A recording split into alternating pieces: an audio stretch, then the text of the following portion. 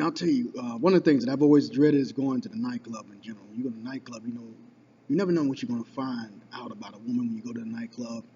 Because women these days, they got like fake noses and fake asses and fake ears and fake, fake everything. You know what I'm saying? Some of them got fake vaginas.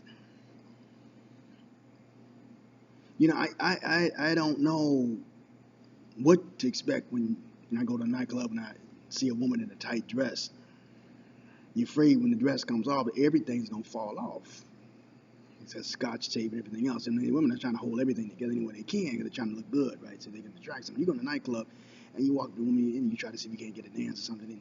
And you figure out, well, she's looking good, she's standing, she's good, she's got good height, size, and it looks like she can move around a little bit. So maybe we can get out here, we can do the snip to snot. But electric eel, you know how you feel. Maybe we can do something like that. I mean, we can create the dance called the I didn't catch the bus because I ain't got no rhythm. But you get out there and you meet the woman, and the woman's at the table. I happened to just see a woman. I was at the table and I just thought she was as far as I don't know what. I walked up to the woman and I said, listen, I've never seen a woman as gorgeous as you. Not in this nightclub. I mean, who let you in here? You the only thing in this nightclub that even look like a female. But all jokes aside, I mean, for real, how did you get in here?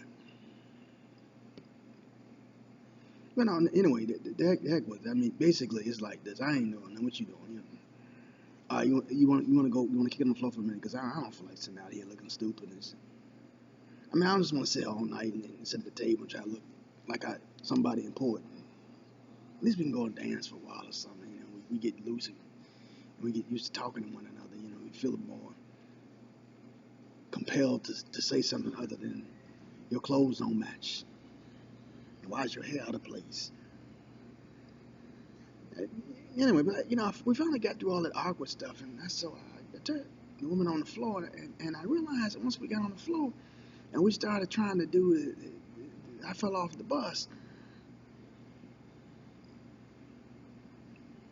The woman had no legs. And I was trying to figure out how the woman got in the nightclub. I know she looked good, but how she got in the nightclub with no legs? I said, lady, you ain't got no legs. And I'm trying, I fell off the bus and I'm trying to look good, and everybody looking at me like, your woman ain't got no legs, man. And I didn't know what to tell people, but the bottom line is that I knew the woman didn't have no legs. So I was trying to play it up, so I figured I'd pick the woman up and, and I'm going to split up in a bump and a grind, because the dress looked good. So I figured I'd wrap her around me and nobody know the difference, I just put my coat down, nobody know. We just bump and grind on the corner, Because how you gonna know? I mean, just, all she had to do was just have, like I said, be all up in the corner, I'd be all up in, working it, and who's gonna know she ain't got no legs? Like, dang, why y'all up in there? Why y'all get a hotel room? What's up with Weeble Wobble? Where are legs? Get that.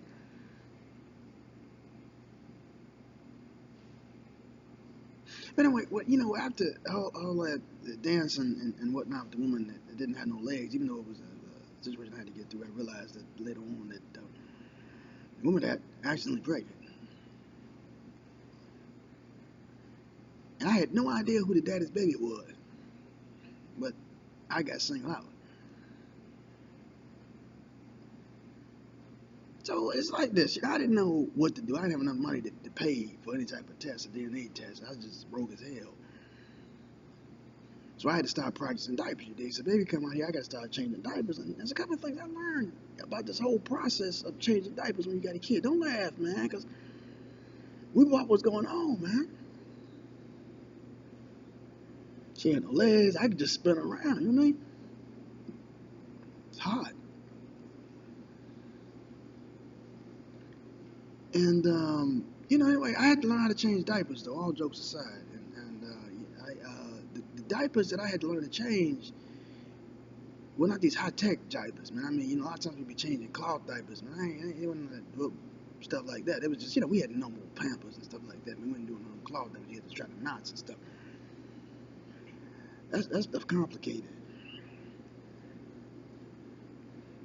I mean, because you got to figure out, what type of knot is you tying in the diaper? And you got to hope it's a diaper that you're tying on the kid's butt. I made a mistake and I tied one of my dress shirts on the kid's ass. I couldn't find it. I was running late for work, and the kid they took a dump in the shirt, and now I realized it was my shirt because the doo-doo ran out the shirt. Because a shirt ain't made to keep a kid's urine and feces from being, anywhere other than on the floor. And I realized when the kid was walking by, he could see all these little drip spots, and I realized that was my dresser. Then I had to go get the kid a diaper and clean them up. So take it from me, when it comes to changing diapers, you gotta have a little common sense, man. I mean, for real. The bottom line is when you change diapers on the kid, you gotta make sure to face the kid away from you. No. Don't face the butt away from you, because kids start farting and stuff. The moment you face the butt away from you, the kid goes on. Yeah, you don't want to hear that, right? Because you start the gas and all of the feces start coming out. Because once you take the diaper off, they think they got a green light to just take a dump anywhere. So you don't want to do that. They make kids. You turn the kid on the side, right? Because you don't want to hear this kid actually facing towards you, because they start off with that little light fart, like I was telling you, that little light fart. And as they release the feces, the farts increase in sound and high pitch. It's kind of like going up the scale of music, It starts off as that, and then it goes,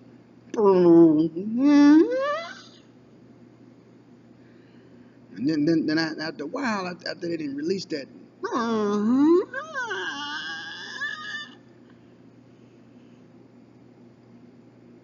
and then they start releasing that serious fart.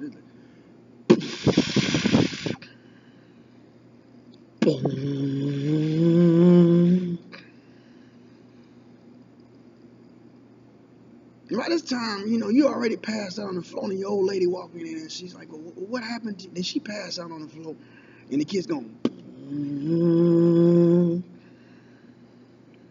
all you can think about is like why people was doing the butt back in the day to keep from passing out, I guess. One thing about when you're doing the butt, you ain't spacing the butt, you ain't smelling the butt. That's what they were trying to do to change diapers. I have no idea. But no, I'll just you don't face the behind to it. You face the kid on the side, right? And what's happening is the kid face the kid on the side. If they urinate the one direction, and they feet in another. And you change the diapers in the tub, man. You change them in the sink or the tub. It's two places. Depends on how big the kid is. This way, if something goes wrong, it's easy to clean up all of the the excrement out of the tub or the sink. If you do anything else other than that, you're stupid. The kids make the moment the diaper comes off, the kids start making fun of you. They want to see, because they're, looking stupid. They want you to look stupid. You think I'm kidding? The moment you take the diaper off, oh, well, now, did you do that?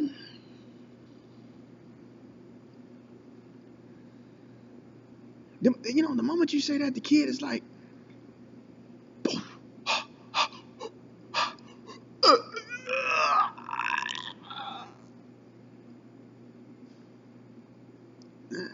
and now then they said, did daddy do that? No, actually, what they mean is that, did you have to pick up that dookie that they dropped? Because they too young and stupid to know how to pick up dookie. They ain't just old enough to know how to make it. Don't let a kid make you look stupid. Because, really, it's real embarrassing. They start doing it. Don't let a kid look stupid.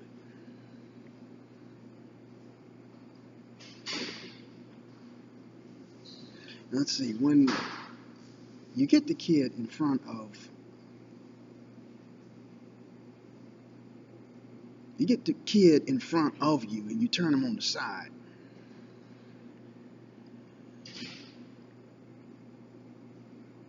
And you know the kids like urinating and duking and all that stuff. Like I said, it's important as well that you have a checkmate in place, because if you don't do it, the kids are gonna really make you look bad. Now I told you kids to do that on a routine. Every time the diaper goes down, dookie or piss comes out. Now what you can do is you can like stick a sponge in the ass, or you can put a belt, right? Every time the diaper comes off, they are fearful that if they do take a dump or they take a piss, they gonna get a whooping. I'm gonna tell you those. You know, it really, in my opinion, though, there's a better approach to trying to get kids pseudo potty trained, because that's you always spend all this time trying to get kids prepared to use the toilet, right? And then what happens is once they get old, they forget how to flush the toilet, right? I mean, so they stink up the house. So, please, when you're preparing kids to use the toilet, also make sure that they have enough common sense to learn how to flush the toilet as well, too, more than one time. They take a dump, they flush the toilet, they put the toilet paper in. Every time they wipe their butt, they put the toilet paper in, they flush the toilet. They take a dump, they flush the toilet, and every time they put the paper in, they flush the toilet. So here's like one dump, flush, another dump, flush, toilet paper, flush. And that's exactly how they have to do. That's the rhythm. That's the rhythm. You got to teach the kids a rhythm. Otherwise, they clog the toilet and it'll be dookie all over the place. You must teach kids this. This becomes embarrassing when you have an adult. They sit up there and they take a dump, and they put the toilet in, and then they clog the toilet. And everybody know, well, why the hell didn't you flush the toilet, stupid? How do you clog a damn toilet? All you do is put a little toilet paper in there, wipe your ass, drop it in, and flush. How did you clog the toilet up to begin with? Because I was a dummy.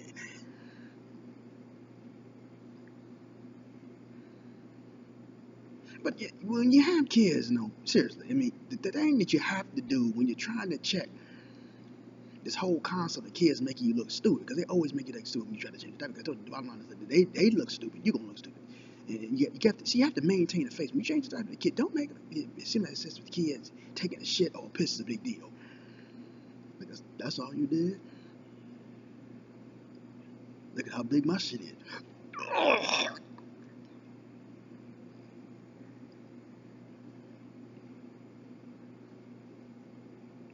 And then the kid will shut up, right? You ain't made no shit.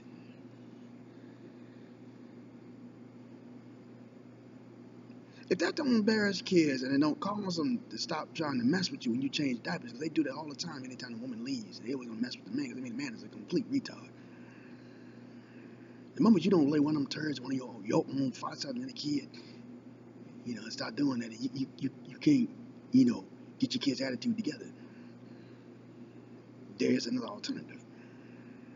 Don't laugh. I know you think this is a big joke, but I mean, the moment the kid starts going,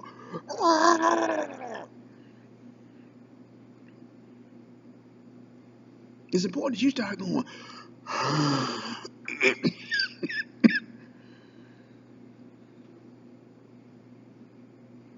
And as long as you do that, what'll happen is that you'll find out that the kids will stop messing with you, because every time you drop a turd, they drop a turd. You be cleaning it up.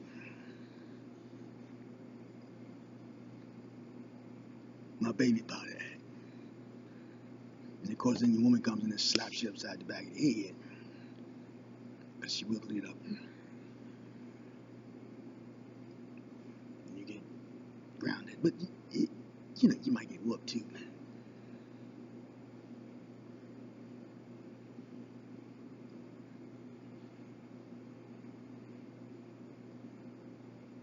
The thing that you have to do, though, if you want to keep your kids from acting stupid and trying to make fun of you anytime they take a dump, because they always try to do those stupid stuff to make fun of you, right? This is a personal issue. You get you a dog. You put a dog in position. You turn the kids on the side. You put them in the tub, and you start working with them. You get the diaper down, and then you put a dog there. And every time the kid does something, the dog will do something. Because dogs, they shit in synchronization. Every time you jump, they dump. Every time you show, if it's mouth and tongue, it's just, what's up? If you put a dog in position, the dog will embarrass the kid to the point that the kid won't even try to take a dump or piss because it's embarrassed completely. Think about it. Kids are trying to embarrass you because they take a dump walking around. And dogs, you cannot embarrass a dog. A dog will take a dump anywhere. You hook that leg up and shouldn't be.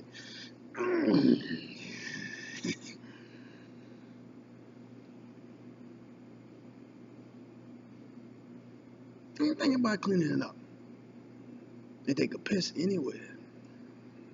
So you put a dog anywhere around the kid, what's going to happen, particularly if you get them in the bed, the moment that the kid decides that they want to try to do something, the first thing that you could imagine is doing is putting that dog there, and the dog will actually take a dump with the kid. Now, of course, you got to clean the shit up both of them, but you got to clean the dog shit up anyway. So basically, you put both of them in the tub together. The dog will take a dump, the kid will take a dump, and you take off the diaper, and then of course you clean everybody up, and you wash them in the water hose. So really, it's like killing two birds with one stone. You clean all the dookie up and wash it. That's all you have to do. Never let it be saying that a kid should ever outmaneuver you when you have a dog around. Because a dog is actually going to take more of a dump than a kid will.